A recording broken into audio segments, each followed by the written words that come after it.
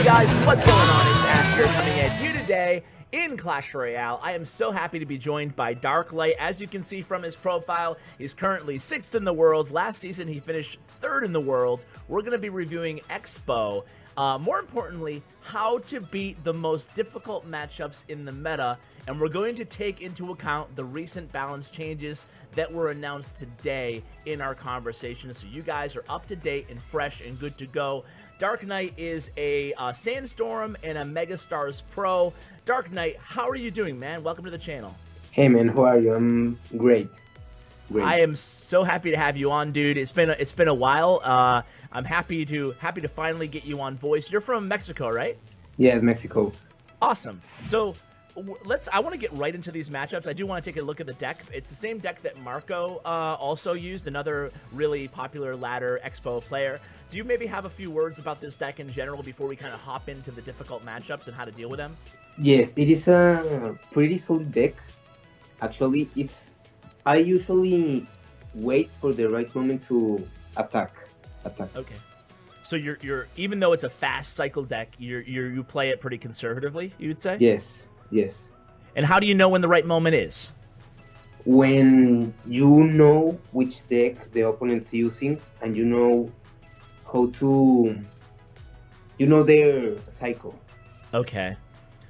So I guess I want to start with difficult matchups. These are your matchups, by the way, from the end of last season. Now, there's a lot of these matchups against this Mega Knight deck, but we figure with the big hit to Mega Knight that was recently announced, probably not going to be that big of a concern, so I'm not going to show these replays, but I do want to show this deck against Royale. So Royale was playing this really interesting P.E.K.K.A. control deck that I shared recently, actually yesterday in a video, and this is a really tough counter deck, but you were able to beat this. You were able to beat Golem decks, Giant decks, XBOW decks, so I really want to talk about each of these specifically. Do you want to start with the Royale replay? Sure. Awesome. All right, 3, 2, 1, play. So yeah, man, obviously you're at the top here. Just talk about, early game, and then once you identify what deck he's playing, talk about what your thought process is. Okay, so when I identify the deck, I usually cycle the card. I usually start placing cards in the back to cycle, to know the deck the opponent's using. So here you can see he uses a Royal Ghost. So I was thinking, okay, so he has a Royal Ghost, he might have a Giant deck or the P.E.K.K.A. deck that's... Yeah, that it actually was. Yeah, so I start with a Tesla, being defensively. Okay, I like that play. I know he has the P.E.K.K.A. in hand, so I know I can't play the XBOW, so I start cycling again. Okay, so what is your end game here? You know you can't play P.E.K.K.A., and you know you can't play XBOW, so how long will you do this for? Up until double elixir time? No, up until I think he places the flying machine and I fireball, if I'm not wrong. Okay, but I like this here because you don't care, man. Like, you're just gonna wait till he makes the move because you're not gonna be played a sucker and be super aggressive. Exactly. So he places a flying machine, I fireball, and he knows I am running XBOW, so he's waiting for me to place the XBOW, but I'm not going to do so. So, if this kept going on like this, would you just keep fireballing, cycling, or what would you do? I will keep cycling. Okay.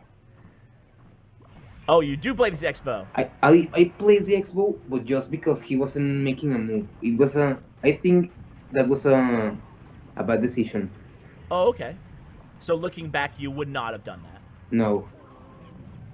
But either way, you're able to handle it pretty well here. Yes. So I start cycling again, I think. I know he doesn't have a P.E.K.K.A. in hand, so I place the XBOW as quickly as possible. And you can make an argument there that that it was a good XBOW, that first one, because it got him to use the P.E.K.K.A., right? Yes. And one thing that is really important is to know the opponent's cycle. So if you know he doesn't have a P.E.K.K.A., you can place the XBOW. That is pretty important. You get a lot of damage. And one thing that a lot of people don't realize, especially if they're not big XBOW players, is just even if you have your XBOW at like 10% or 20% health, you can still do a ton of damage if you get a lock or laid onto that tower. Yes, a ton. Like like a little bit of health can do up to 500, 600 damage. Wow. Yeah, that's crazy. And you finish it off there with a fireball. So that matchup, I mean, it was pretty basic. You beat a really difficult P.E.K.K.A control deck, and you did it just through making sure he didn't have his P.E.K.K.A in cycle. Yes. And being very patient. If I wouldn't have known that he has that he doesn't have a P.E.K.K.A in cycle, then I will have tied that match. Okay. Let's go ahead and watch the replay against Toby Spirit Hawk. Shout out to Toby Spirit Hawk, by the way, German streamer, YouTuber, great content creator. He's playing a Golem deck. You gonna be okay over there with a dog? Sure. So Okay. I can handle it. Okay, no worries. We're just making sure you're okay. All right, let's go ahead and watch this Toby Spirit Hawk one, and we'll start it out in 3, 2, 1, play. You're still with us, right, Darklight? You haven't been eaten? Yes, I'm here. Oh, good. All right, so now you're going against Toby Spirit Hawk, and he is known for being a beatdown player. Do you know right off the bat that he's playing a Golem deck or no? No, I didn't. Okay. So you do fireball his pump. Is that something you're always going to do? I am always gonna fireball the pump, even though the opponent has a Three Musketeer deck. I will always fireball the pump. Okay, great. And you play a defensive expo here. Why? I like to be more of a defensive player than an offensive one. Okay. So I wanted to know which deck he was running. I didn't know which one. So I decided to play a defensive XBOW and wait him to show the deck. Okay. So now you're going to set up for a defensive run here. Now, I assume this is not normally the case, so that you'd have the Expo and the Tesla both down right next to each other. It was only because you pre-placed the Expo, or am I wrong? It's yes, just because I pre-placed the XBOW. Okay. So on a typical push, on a typical goal, like let's say he drops the golem, but he knows you're playing Expo, so he drops the golem in front of the tower. What would you typically do? What would be your first play? Would you put the Tesla down first, or what would you do? So when he places the golem in front of the XBOW, I will place a Tesla and Okay. defend. And then what do you do? Because obviously you'll have more time, you know? And you caught him there. He pumped up and he didn't have golem in cycle, so you got his left tower down. I had 4 elixir. I was pretty low in elixir. So what was your question? No, Sure. I was just wondering. So, okay, so here it comes. We're going to see it live right now. So this is how you'll deal with a golem push. You always drop the Tesla first? Yes, I will, always. Okay. And now what do you do? Let's see. I defend with the archers. I pull the baby dragon. And nice fireball. fireball to the lumberjack and the night witch. And I just defend that with chip cards. Wow, nice defense there. So you're always, one thing that you did that I probably wouldn't have done there is play the ice golem to try to kite the baby dragon away. Like, I think I usually use ice golem mainly just as a distraction, like right in the lane, kind of to buy me more time. But you prefer to play him almost in the other lane just to kind of distract or kite the supporting troops? Yes, the baby dragon in versus my deck is pretty annoying since I just have the archers to defend it. And I noticed that you use a lot of defensive fireballs. Is that something you normally do as well? Well, if he's pumping, it is a pretty difficult. Sorry, I'm nervous. Don't be he's nervous, pumping, dude. Yeah. Then it will be a difficult decision to decide to throw the fireball to the pump or throw it to the troops. Okay. If I am really like going to lose my tower, then I throw the fireball to the troops. But if it's not really necessary, then I will throw it to the pump. Okay. So it all depends on like the circumstances of the match. Yeah, the situation. Yes. Okay, well, let's go ahead and watch it against the Goizen matchup because this one also is difficult. He has, Prince and Golem and also Royal Ghost to use against you. So the one against Gustavo, let's go ahead and press play again in Sure. 3, 2, 1, go. So what do you think the most difficult matchup? I mean, we're talking every matchup that we discussed today is going to be one of the more challenging ones, but what do you think the most difficult is? The most difficult matchup versus XBOW is the Giant with Battle Ram and Three Musketeers deck. Okay. One of the more difficult. Yes. Do you have a replay of that one? No, I had one versus Show, the Japanese guy, Uh-huh. for end of season, and versus Olds. Both of them, I lost They're, in both of them. okay, hey, we'll do something that, I hesitate to do because my audience probably won't get the full effect, but I will play you with that deck if you want to live, and you can show us how you handle it. Is that cool? Okay, yes, All right. it's perfect. All right, so here we go. You have the preset Tesla. Again, it seems like you're pretty aggressive with a defensive Tesla. Like, if you have nothing to play, you'll just play a Tesla. Is that the case? When just if the opponent places troops at the back. Okay. If not, then I will just cycle. Okay, so if they don't play anything, then you'll cycle. If Yes. if they cycle, you'll Tesla. Exactly. All right, got it. All right, so here he hasn't showed his giant yet, but you probably know what deck he's playing, right? Yes, I knew he was playing Giant Poison. Just by seeing those Yeah. few cards. So what's going to be your strat now that you know he's playing a giant poison deck? I can see that you're doing the same thing that we discussed in the first replay, that you're not playing the XBOW because you know he has giant in rotation. Is that the case? Yes, that is the case. So what are you doing? Does it go back into that same exact philosophy that you had in the first match? Just cycle and cycle and cycle. Oh my god. Do you run into a lot of draws doing this? Like what percent of your matches are draws? The last day of season, when I was first global, I played about 8 matches, and 7 of them were ties. Oh my god, dude. Yes. That's crazy. Yes. So it seems like you just have to have great patience and wait for your opponent to make a mistake in a lot of these matchups. Is that? Yes. Yeah. Yeah, that's the case. And be comfortable playing for a draw if not. Exactly. Okay, so here you go opposite lane. Tell us about why you decided to do that. I needed to be aggressive because my tower was running pretty low in health. Mm-hmm. So I needed to be aggressive. Okay. And you actually defend really well too. Very nice defense there. Can you Thanks. also? Yeah, that was beautiful. So now that you you get a little bit of damage. Going into playing in double elixir time versus single elixir time with this deck, is there anything that changes in your gameplay? Yes, you can defend much easily because you cycle super fast. Okay. So here the XBOW locks on and it's game. Wow. Unbelievable. You just got that lock at the end. And Yes. you dropped the wow. So, dude, you're just beating hard matchup after hard matchup here. You know what? I do want to discuss. I want to do. Let's do the Three Musketeers, and then I want to end with a XBOW versus XBOW against Marco, probably your rival in the best ladder XBOW player right now. Yes, maybe. he's a pretty good player with XBOW. Indeed. So I'm going to play the Three Musketeer Battle Ram deck. By the way, my screen is in Chinese, guys, or Mandarin, because I was playing the Hog Rider minigame. I'm not trying to confuse you guys. Okay. Have you played the Hog Rider minigame, by the way?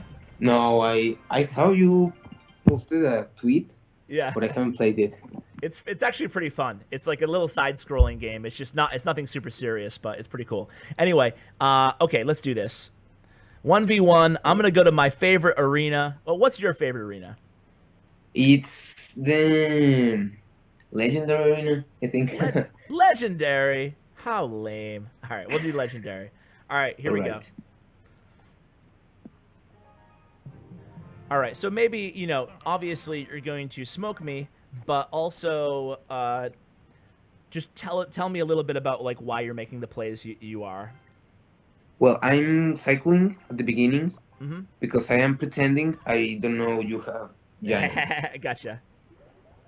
right now. So I'm just cycling.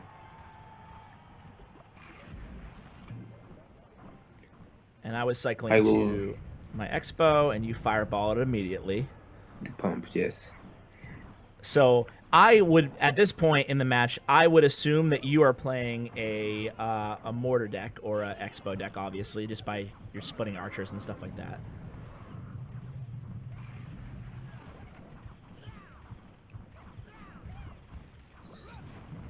So I'm So very. It's like one of those situations where I am also very reluctant to play my your giant? my giant behind the tower, which is what I would normally do right now. So instead, I'm going to opt to give you the second fireball value. Do you think that was a mistake on my part there? Just to kind of, Yes, yeah. yes, it was. So why was it a mistake? Because if you place the pump there, I can fireball and do damage to the tower. It was already down in health. Yeah, but the reason I did it, here I am arguing with a pro. The reason I did it, though, was to try to bait out that fireball so I could play 3 muskies on this next sequence, but you're going to be able to defend just fine, I bet, right? Well, I was going to fireball anyways, so Oh, okay.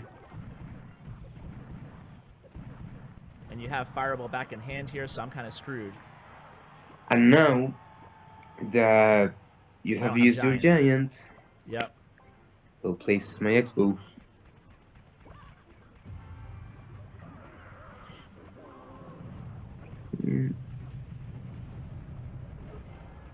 Yeah.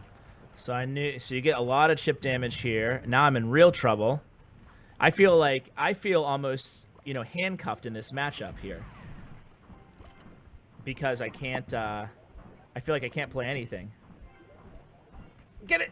Oh man. Almost. No, not really. All right, so if you're probably going to fireball this.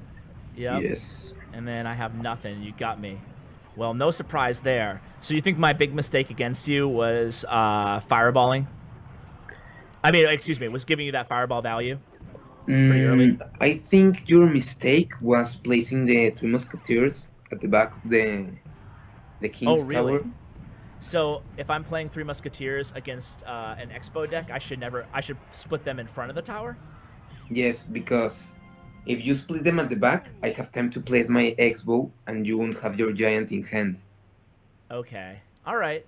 That makes a lot of sense. Okay, I'm gonna keep that in the memory bank for the next time I'm playing an Expo player. Honestly, I feel like I kind of struggle against Siege. I struggle against Mortar and Expo as a 3 Musketeer player, so it's actually nice to get those tips from you. Let's go ahead and watch that replay against Marco here. You ready for it? Yes, I'm ready. All right, 3, 2, 1, play. So, Okay. do you prefer to have Expo in the starting hand, or you prefer not to have Expo in your starting hand? I prefer to have XBOW in my starting hand only if I'm playing versus a mirror match. Okay. So here I placed an XBOW because I knew You knew, yeah. Marco was playing XBOW. But Okay, when I saw tell me. Yeah, sorry, go ahead. when I saw the knight, I was like, what? Because I knew he was playing XBOW 2.9. Uh-huh. Okay. Now, my question for you now is, he's playing Expo. Yes. What is your overall strategy against a mirror match using Expo? Like, do you You want to need be to the be- aggressive one or the defensive? Yes, you need to be the aggressive. If you are not aggressive, you won't win. So he's obviously playing defensive. Why do you decide to mirror his defensive Expo there? Because if I play, I can be aggressive if he's defensive with an. If he's being defensive with an XBOW, then I can play my aggressive XBOW. You know. Yeah, I get it. And then you fireball the pump. I'm surprised he's playing the pump version of Expo. Yes, I haven't seen it in a while. I know. I used it in King's Cup, the pump version, and I actually really liked it. But I haven't seen like you. I haven't seen it at all in the meta really. Okay, so at this point, are you thinking that you're going to wait for him to make a move, and he does, and he gives you actually good fireball value here, Yes. but he does get a lock on. Yes, I knew he had no elixir, so I placed my XBOW, and I just log his XBOW. Okay. Do you think logging an expo in general is a really good play? Like when people do it to you, do you think that's a good move? Yes, but only if my XBOW is running low in health. Okay. So here I have the lead. Mm-hmm. I just need two fireballs to Yep. win the match. So I play defensively, and Awesome. I know the pump won't make the all the elixir because there were just 40 seconds left in the match. So instead of fireballing to the pump, I fireball to the tower. Nice. And then defensively, even if you're let's pretend you're facing a mortar deck for a second here. Are you going to use the same type of strategy against a mortar deck as well? No, versus a mortar deck, I you need to be very aggressive as well. Okay. Do you save, is your main counter for a mortar or an expo the Tesla? For yes, Okay. yes, So you're yes, going to be yes. just like you did there, you're going to be playing your Tesla in front of the expo? No, I. Sorry, sorry, sorry. Just like you did at the end of that match there, are you going to be playing your Tesla as your main defense to his expo, like, or his mortar? In other Yes, words, because like right next to it on the bridge? yes, it's pretty important to defend the Expo with a Tesla, because Mm-hmm. if you don't use a Tesla, then the opponent can log everything, and I'll be screwed up. Okay. That makes perfect sense. I'd want to ask you before we let you go, Darklight, is, if you could just, to summarize what we've talked about today, in terms of going against a heavier golem deck, just kind of give us maybe a couple takeaways. What should be going through your mind as an Expo player? Okay, I know it's gonna be a hard match, Mm-hmm. and I know it's gonna be a hard match for him as well, Mm-hmm. because when he pumps, it's the right time for me to be aggressive, because I know he won't have the golem. Okay. Yeah, But no, not enough elixir. Yeah. I suffer in defense versus a golem player. So defensively, would you say that you're trying to sometimes on defense, do you cycle to two Teslas per defensive sequence because the deck is so fast? Only if the opponent doesn't have a poison, Okay. because then I will give him so much value. That's true. All right. Well, hey, man, I feel like we've discussed the most difficult matchups for an Expo player, and I just want to thank you again so much for having for coming on the channel. It's been a pleasure, and congratulations on finishing third last season. What were your trophies at the end of last season? I'll look Six right now. thousand Yeah, 67 36. 36. Wow, man, that is beast mode. Congratulations. I wanted to break my personal best, but it wasn't possible. What was your personal best? 67.53 is my personal 53. best. Oh my god! So you finished higher than, was that the season that Guanek set the world record when you got that? Yes, it was. Oh, nice, man. Well, It was hey, we'll that be keeping an season. eye out for you on ladder this season, and the one after that, and the one after that, and we'll be rooting for you to beat your personal best, and also to maybe to come in first one of these seasons, man. Thanks, man.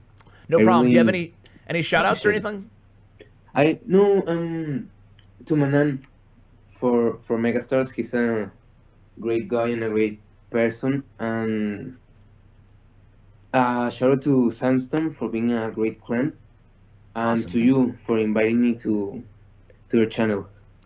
Hey, man, well, it was my pleasure having you on. I just want to thank you again for coming on. I'll include all your information in the description below. Also, a shout out to Mephi, my YouTube sponsor of the day. Darklight, thank you, man. Thanks, man. No It problem, has been a guys. pleasure. It's been my pleasure, dude. Thank you. I'm sure the viewers loved you. And also a shout out to Bren Chong, my YouTube partner. Check out his information as well in the description below, guys. Thank you so much for watching all the way till the end. I really appreciate it. And as always, take care, guys.